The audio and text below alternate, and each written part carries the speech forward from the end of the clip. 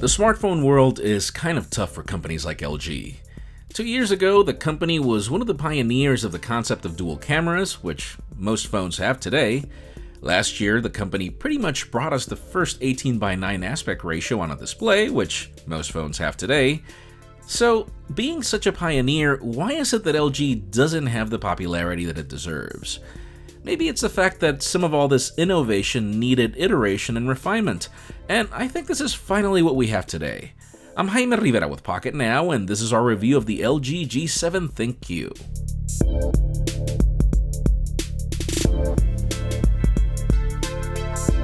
One of the main comments that I've heard about the LG G7 is that it brings nothing new to the smartphone space. I beg to differ with that opinion, mainly because even if the G7 is an iteration, it does bring a couple of new tricks up its sleeve. The hardware is a very interesting sandwich of familiar designs. Inspirations from the iPhone X in the hand of the notch on the display and the vertical arrangement of the cameras, though with less of a hump. The glass is curved, much like the Samsung Galaxy S, if you saw them both flat on a table. Still, the feel of this phone is quite different. Given the taller body, the phone does feel slimmer to hold and brings unique tricks like mil-spec 810G drop resistance even with all these materials. Now, an interesting change is the infamous notch and the fact that the company chose to do it with an IPS LCD. Thing about it is, this is actually a really good screen. The new RGBW pixel arrangement provides a color vibrance that's really hard to see on competitors. At 6.1 inches diagonal and Quad HD Plus resolution out of the box, it is also very crisp. If you don't like the notch, head on over to the second display settings. I know, who came up with this name? And switch it off or notice some other options that you can actually use to embrace it. Bear in mind though, even though this phone reproduces black color really well, it's not as great as OLED. To assist with content consumption, LG has two unique tricks for you. One is of the new boombox speaker. Yes, just one. But the trick is that it uses the phone's weather-sealed chassis to create a resonance chamber. Call it wireless headphones, which the phone quickly detects and it provides. Even if you cover the speaker, you can pretty much still hear what other competitors provide with the earpiece speaker. This phone is going to perform well, pretty much like most other flagships. And then there's also the 32-bit quad DAC included for all of you audiophiles out there.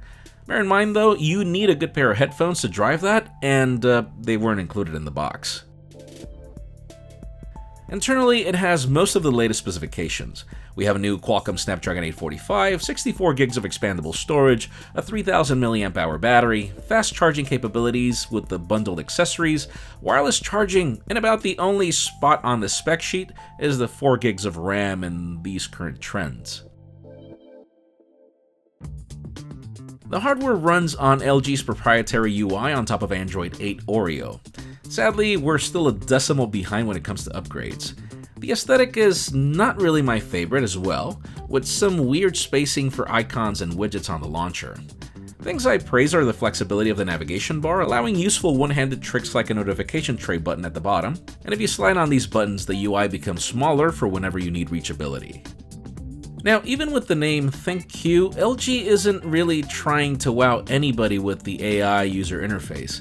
Instead, all we really get is a button to call on the Google Assistant, and I love that you can press and hold it to call on it whenever you're in a noisy environment, just as much as you can just press it to activate it.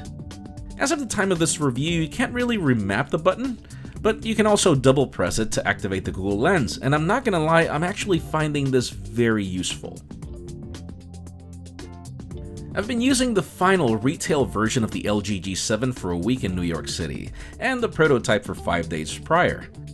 Even with the 4 gigs of RAM and the skin on top of Android, I can't really say that I notice any stutter in the user interface.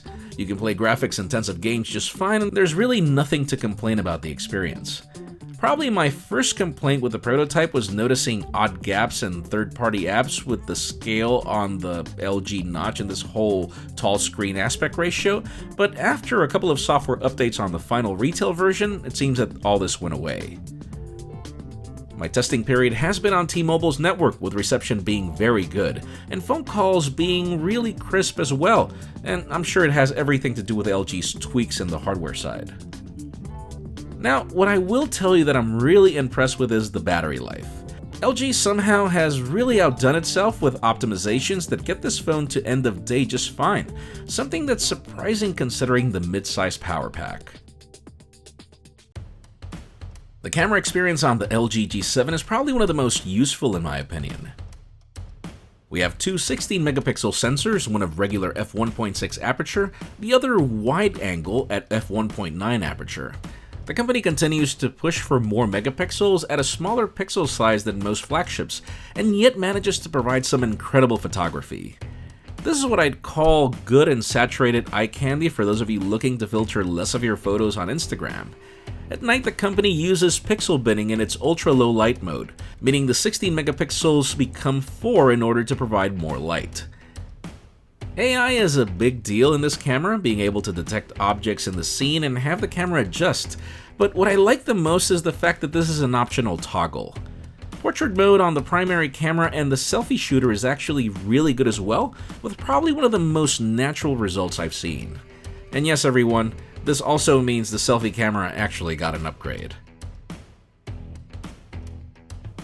Video is probably not one of my favorite features. Our recent comparison shows that it's not the most stable, and you can't really switch between the wide camera and the regular camera while you've already begun recording like you did in the past.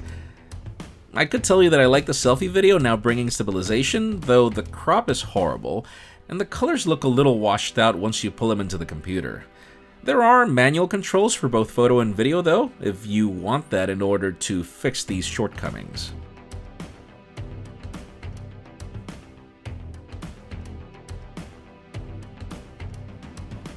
Overall, even if it's not a perfect product, the LG G7 ThinQ is still a great flagship. I love the design, I love the display, believe it or not, and man, that wide-angle camera should be a standard across all other smartphones. I feel that it's probably the most useful approach to dual cameras. If it wasn't for the software aesthetics, the sluggish software adoption, and the average video results, then this would be my favorite phone.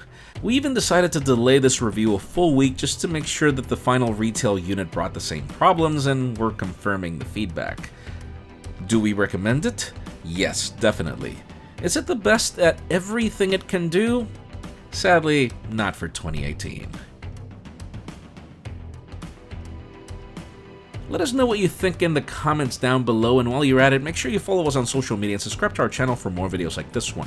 You can follow me on Twitter, Jaime_Rivera, on Instagram at Jaime Rivera. Please give this video a thumbs up if you like what you saw. I'm Jaime Rivera. Thanks so much for watching. We'll see you on the next one.